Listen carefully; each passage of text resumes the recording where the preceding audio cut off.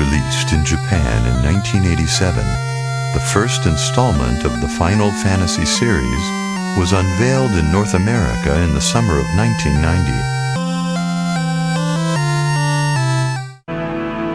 A remake of the original was released 13 years later on the PlayStation under the title of Final Fantasy Origins. Players assumed the role of the Warriors of Light, stepping out into the vast wilderness on a quest to restore radiance to the world's 4 darkened crystals. Audiences across the world were taken aback by Final Fantasy's deep, interactive story and gameplay.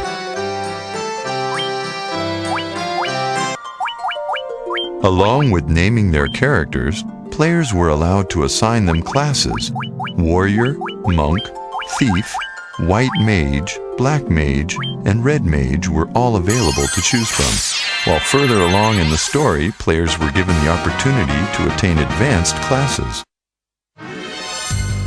Battles took place within a side view window displaying both monsters and party members.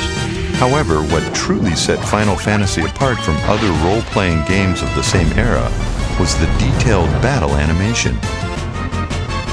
On-screen graphics would vary depending on what weapons a character had equipped or what magic spells were cast.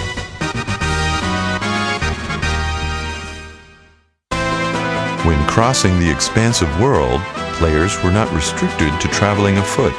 There were boats, canoes, and even an airship that unlocked the door to the skies, permitting travel to the far corners of the globe. After obtaining a boat, players could also access a hidden mini-game by entering a secret command. However, this was more than just a simple extra. If successfully completed, players would earn precious gil.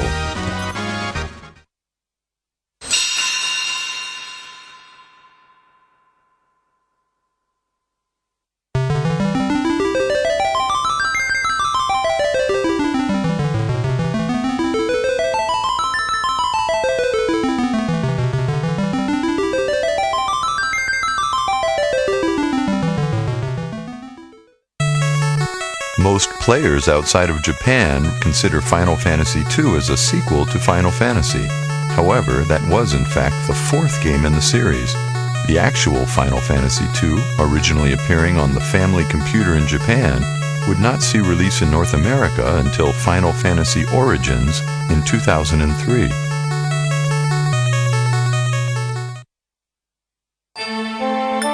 The story begins as Firion, Maria, Guy, and Leon flee the marauding Black Knights of the Palametian Empire.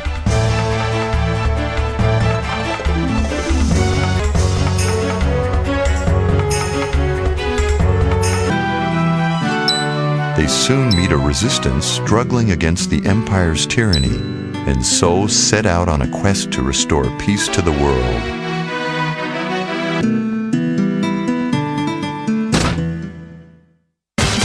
In a departure from role-playing game conventions, Final Fantasy II's battle system had no experience points and no levels. Instead, the game employed a unique use-based system. As characters used a specific class of weapons such as swords, their skill with that type of weapon would improve. Of course, without character levels, attributes such as strength, hit points, and magic points needed a new method of advancement as well.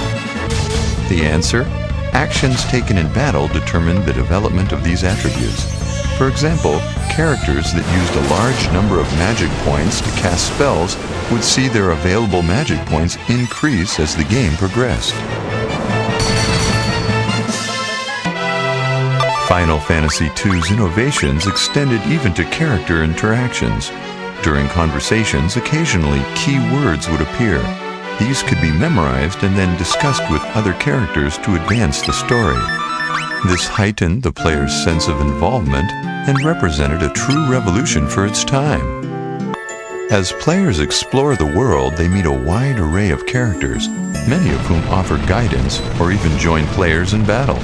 These encounters provided some of Final Fantasy II's most dramatic and touching moments. One of these characters bears special mention, the now legendary Cid, who marks his first appearance in the series here as the pilot of an airship who's always ready to ferry the party across the globe.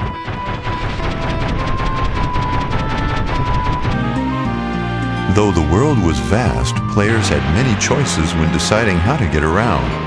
The canoe and boat made their return and were joined by a snowcraft to cross the icy fields of the north. The airship too made an encore appearance, but the list wouldn't be complete without what has become a hallmark of the series, the Chocobo. A game of many firsts, the Chocobo also made its debut in Final Fantasy II. Much more than an easy way to get from point A to point B, this lovable yellow bird has become the de facto mascot of the series.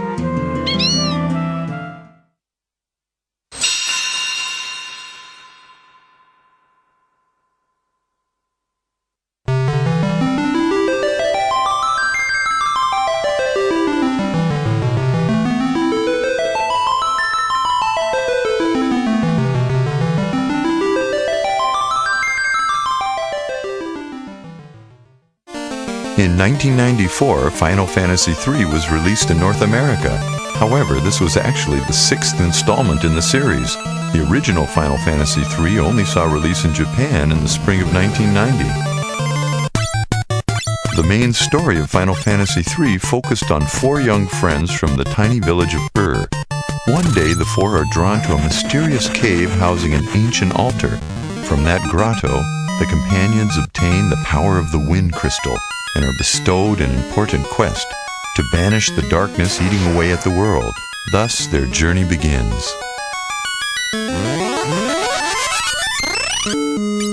One of the most exciting features in Final Fantasy III was the unique job system, which allowed players to adjust character professions to meet the varying challenges presented in the game's numerous dungeons and battlefields.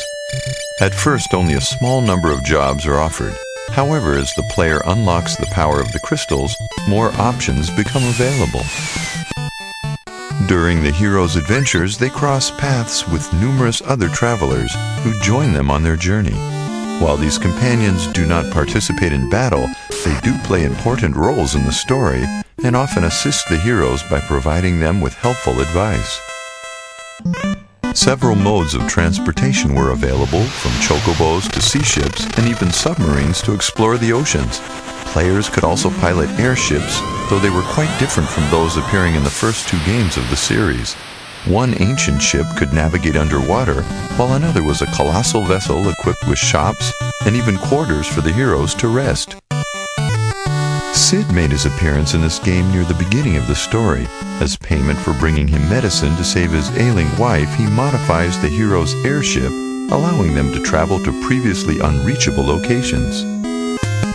Final Fantasy III also marked the birth of summoning magic, a prominent feature in the series. The summoned beasts in this game could only be called forth by 2 specific jobs, evokers and summoners.